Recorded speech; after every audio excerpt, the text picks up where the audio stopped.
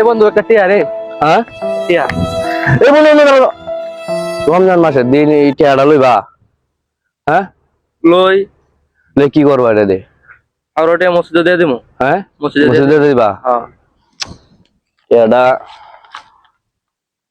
আচ্ছা বন্ধু। বন্ধু মসজিদে দিলে হালাল হইব? হ্যাঁ আমি বিক্রি করে দিবা?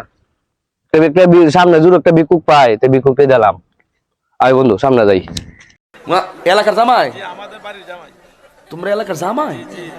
গো আল্লাহ আল্লাহ আল্লাহ আল্লাহ আল্লাহ রাস্তায় কিছু দেন ভাই, আল্লাহ রাস্তায়। আল্লাহ 1000 টাকা পাইছি, আপনি নেন, চাই নিয়ে যান।